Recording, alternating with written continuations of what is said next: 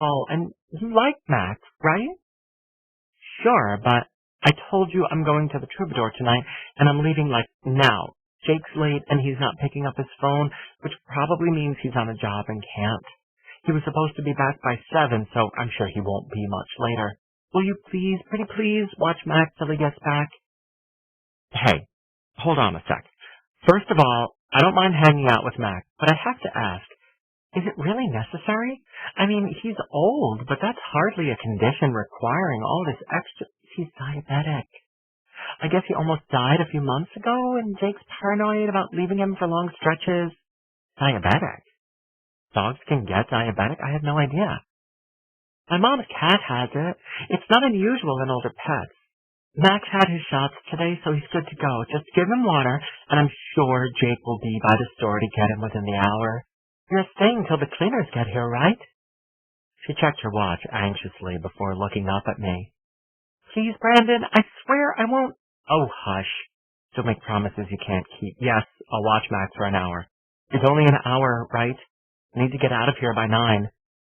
Yes, thank you, Brandon. You're the best. She threw her arms around me and planted a wet kiss on my cheek.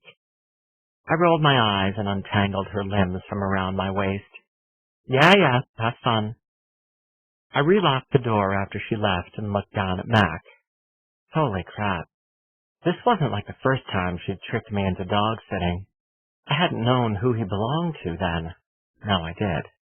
And I was absolutely flabbergasted the universe was conspiring against me this way. It was unbelievable. I was going to have a chat with Lizzie. This could not be a regular occurrence, not if my sanity was at stake. However, none of this was Mac's fault. I sighed as I bent to pet his head. Here we are again. I'll get you some water, but then I'm going back to work. Want to listen to some tunes? Come this way. Once the water was set near the register counter, and I'd turned the music back on at a much lower volume, I returned to the back room to finish up. I could only hope he wouldn't knock anything over. I couldn't watch his every move if I were going to get any work done. Mac followed me and stood in the doorway with his head cocked quizzically to the side. I've got to clear this stuff away and get organized. Summer will be here before you know it. People will be looking for refreshing, fun patterns to decorate their homes and outdoor spaces. You know how it is. I glanced up at Mac. No, he didn't know how it was, nor did he look impressed with my new and fabulous accessories. I opened a new box and kept up a running commentary about anything from the contents within to what they reminded me of. Mac wandered toward me to sniff at the packaging, but he was quickly bored. He heaved a big sigh and lay down in the doorway. I understood immediately he'd chosen the spot on purpose. He wanted to be near me, but also able to see the front door. Whether that was so he could protect me or be the first to greet his owner, I couldn't say. Either way, it made me smile. I should have been completely freaked out having this kind of tangible connection to an ancient ex spending more time with me, but it was impossible to be anything but charmed by Mac. An hour later, I set the last of the empty boxes outside in the alley and tidied up the office. Mac let out a series of loud barks and jumped to his feet when someone knocked softly on the back door. I shushed him as I let the cleaning team in. I was usually thrilled to see them, but now I was concerned about Mac. Jake still hadn't come to pick him up, and I had to get out of the way. More so since I had a 4-legged friend with shedding issues with me. I tried the number Liz had given me. No answer. Mac, I'm in a quandary. I'm thinking I should bring you home with me. What do you say? I don't live far. My house is adorable. A cute little Spanish bungalow. I think you'll like it. The only thing is, you'll have to ride in my car. You cool with that? I'll let your daddy know where you are, don't worry. We just need to get out of the way so Mona and her crew can do their job. Plus, I'm tired. It's been a long-ass day, and I want to go home. Matt gave me one of his curious looks, probably wondering what the fuck I was rambling about, before closing his eyes tiredly. All right, let's do this. I issued a quick set of instructions to Mona and thanked her before putting Mac's leash on his collar and leading him out the back to my car. I parked my new Mini Cooper in the alley behind the store. It was relatively well lit, but I was glad to have the dog's company. Dark, deserted streets were not my thing. I opened the passenger side door for Mac and told him to hop in. He glanced patiently up at me as if to say, "No thanks." "Come on, boy. It's a short ride, I promise. Let's go." I pulled upward on the leash and patted the car seat. Mac didn't budge. "Mac, please, I'm tired, and I'm sure you are too. We have to get a move on." I sighed heavily as we studied each other. I contemplated the best way to get him to cooperate, while I'm sure he wondered how the hell he'd wound up with some skinny idiot trying to coerce his big body into his tiny car. Just because a dog wagged his tail and let you pet him didn't mean he wanted to go home with you, for fuck's sake. I tried to pick him up, but it was nearly impossible without his help. He was simply too heavy. Fuck. Now what? I looked up at the starry sky for inspiration. I was so exhausted I could have cried. I dug through my man bag, as I sometimes called my briefcase/computer bag, for my phone. I tried Jake again. It went straight to voicemail. "Okay, don't panic, Brandon. Don't freak. You will figure this out. It's a long walk home, but maybe... Oh! What do we have here?" I pulled a stale croissant from the side pocket of my bag. I'd eaten half of it this morning and for whatever reason didn't toss it in the trash. Maybe I could use this to barter with this surprisingly stubborn dog. It sounded like a good plan, but the logistics of getting him in the car with the door safely shut would be awkward. Was a half a croissant even worth the effort to the old guy? Whatever, I was desperate. I pasted a bright smile on my face and leaned over the passenger seat with the crusty pastry held just out of reach. "Come on, Mac. Want a treat?"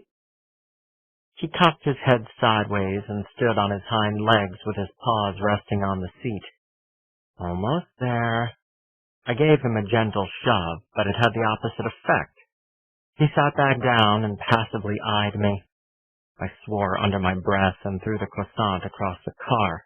It landed on the driver's seat, sending crumbs flying everywhere. Shit! In a flash, Mac bolted in the car to retrieve the pastry. I shut the door quickly, leaning against the car for a moment. My heart was beating like a drum. Mission accomplished. Now to get home. I rounded the car and looked into the darkened interior to see the huge dog licking the upholstery clean. I wanted to recoil in disgust, but hey, he was a dog doing his thing. And if I wanted to get in my car, I was going to have to deal with sitting in his slobber for the short ride home. I took a deep breath and opened the door slowly. Max set his nose on the window and made a stealthy push as though he were looking for an escape. I opened the door a little wider, and in a covert maneuver pushed him back and sat down quickly, shutting the door behind me. Well, that was difficult. Damn, boy. I'm not dog-napping. We're together for a short time till your daddy gets done with work. Don't ask me how it came to be me and you tonight. I have no clue. But please behave. It's a short ride, and I'm sure Jake will pick you up soon. Are we good? I looked over at my reluctant companion, who was panting and whining now. The poor thing was obviously afraid. Sheesh, I had no idea how to console him. I opted for music, but he didn't seem impressed, even with Beyoncé. I spoke in a soothing voice, giving him a rundown of all the scenery along the way. This is my favorite coffee shop when I'm at work. I have another close to home. I love going to the farmer's market, but for everyday stuff, I love Whole Foods or Trader Joe's. I'm not sure how their dog treat section compares to a pet store, but for people food, they're both fabulous choices. More whimpering. Only $2 to go. You will love my house. It's a bit on the small side, but it's perfect for me. It's got all those wonderful old Spanish bungalow features, arched doorways, and the kitchen tile is Not impressed, eh? Okay, let's try music again. I'd heard the faint sound of a familiar Adele song on the car radio and turned it up. I decided to try singing. I wasn't going to be offered a recording contract anytime soon, but hell, I'd tried everything else I could think of to soothe his nerves. Thank God we were almost there. When I finally pulled up in front of my house, I was a wreck, but Mac seemed better. Stay. Wait for me to come open your door. Do not bolt. We clear? Good. I grabbed my bag and slung it over my shoulder before stepping outside. I took a deep breath of fresh air before making my way to the other side of the car. I had a feeling Mac would run if given a chance. I had to get to his leash before I opened the door wide enough for him to sneak out and make a getaway. The last thing I needed was to be hunting for a runaway dog in the dark. Sure enough, he pushed at the door with his snout and used his weight to widen the gap. I squeezed my hand inside and grasped the leash just as he succeeded freeing himself. "Mac!" I yelled as he yanked my arm in a gallant attempt to flee. After the initial shock of nearly dislocating my shoulder, I managed to pull him back. My heart was racing and my palms were sweaty. Ugh, and they say I'm high maintenance. Enough of this nonsense. We're here. No more freaking out. Come on. I led him up the tidy, hedge-lined path toward my front door, keeping him close to me. Or I tried to. He was very strong for an old guy. He pulled me back at the last minute and trudged over a flower bed to get to the grassy area under a liquid amber tree to relieve himself. As desperate as I was to be inside my home, I was grateful he was trained. When he finished his business, he walked back and sat patiently at my feet. "Oh, so you're waiting for me now?" "Fine. This way." Mac sniffed at every possible surface in my house the moment I let him off the leash. He wandered the living area, circling the wood and steel coffee table, and probably leaving a ton of fur along the large, comfy, oatmeal-colored sofa and armchair as he passed. I was too exhausted to care. I called him into the kitchen as I filled a big red ceramic bowl with water. I wasn't sure he'd listen. He seemed pretty lively all of a sudden and determined to explore every inch of my house. It was a 2-bedroom, 1-bath bungalow, so it wouldn't take long. I heard the click of his paws against the hardwood floor as he rounded the corner to investigate the kitchen. He looked around the open, airy room before taking a long drink of water.